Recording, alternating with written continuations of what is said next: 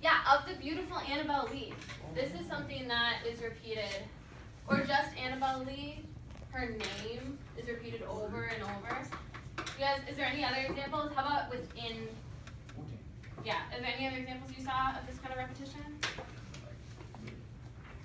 Annabelle Lee is probably the easiest example. And then anaphora, the last one on this list. The repetition of a word or phrase at the beginning of a phrase or sentence. So the example of those who are older, of many far wiser. What's another example of anaphora?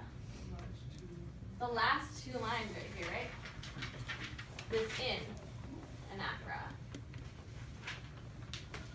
And then Mrs. Slutton said last class that the repetition of my here, would also, did you say that this could be considered anaphora?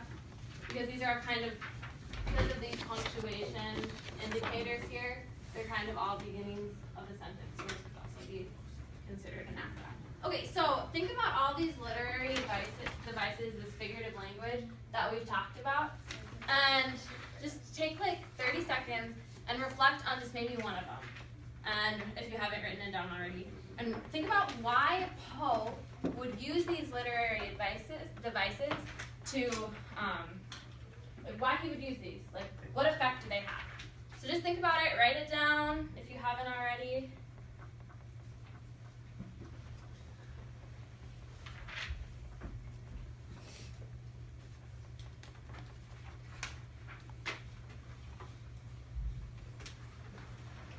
Do you guys all have, do you need this on the board at all?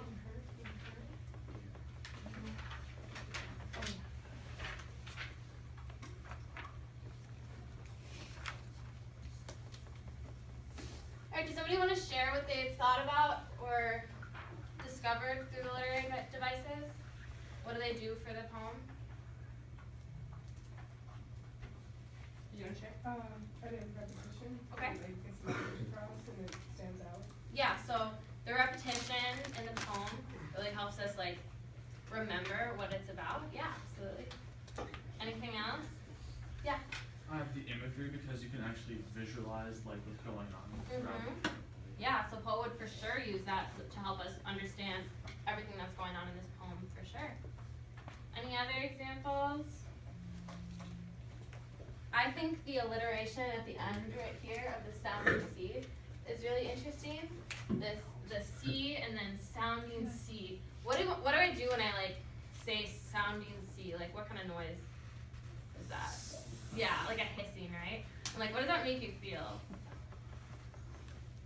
Chills. Yeah, like kind of spooked, a little bit creepy, right? So does that have some sort of effect on us as readers when we read this out loud? Yeah, it does a little bit, right? Okay, so we have a little bit of time. So we're gonna do like a kind of like a mini debate, I guess. Who here thinks that this poem is a depiction of a true loving relationship?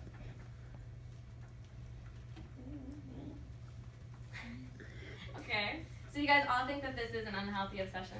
In between, okay. You're gonna be my one person on this side, okay? And Pyro. Yeah. So, you guys think that it could be a true loving relationship. That's all I'm asking, right? Because there's evidence of that in the poem, right? Right. Right. Okay, so then there's people that think that it's an unhealthy obsession. So, I want whoever thinks that there's evidence of a true loving relationship to write down or underline or star 2 lines in the poem where you would think that that's the case. And then for those who think it's an unhealthy obsession, I want you to underline, star, whatever, 2 lines where you think that this would be the case. Does that make sense? Okay, I'm going to give you a minute or 2 to do this.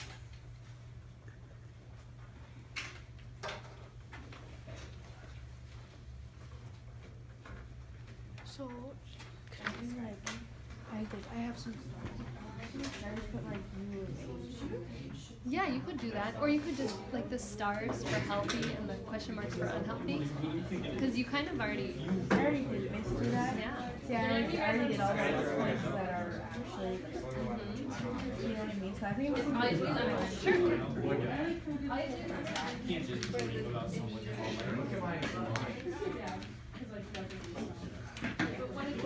sit there. Okay, but like, it's weird to them, like, even if you say, like, you know how. Okay, do you guys have your examples? Okay, Okay, you're gonna help him out. He's gonna come up to the board and you're gonna tell him what to underline. Doing that? No, he's going. Oh, You guys okay. have to be sure to tell him what to underline. Okay. To prove your point. I'm with you. I'm for sure with you. Okay, I'm so. just trying to. But yeah. Okay guys, Katie's gonna come up to the board and Tyra and I are gonna help her with underlining the points in the poem where we think we could prove that this is actually just a true and loving relationship and that he's just sadly grieving over himself. So come up here, underline the lines that you think, and Tyra, you can just yell some at her. Okay. Like, wait, are we doing like some like healthy and unhealthy things? Because I can't. I'm kind of using. Just like the areas where you put like little stars next to at the beginning. Yeah. So she underlined, but we loved with a love that was more than love. That's so sweet. It's love. It's greater than love. Yeah, the angels in heaven couldn't ever dissever their souls. Oh. What else? Tara, do you have anything that you underlined? I would say probably the stars never rise that feel the bright eyes. So it's like he's basically talking about how he feels her there even though she's not there. But then technically he is laying down the body, so. Oh, forget that for a second. He's always dreaming of her. It's just so sweet. She's so beautiful. Yeah. So these are all lines that could, you could say, yeah, this is true love. This is real. Like, they're children and that's okay. Yeah, you can stop. All right. Come on up. Okay, the rest of you guys are going to help him underline the lines where you think this is going to help him. You're already done. Okay, so at the end, it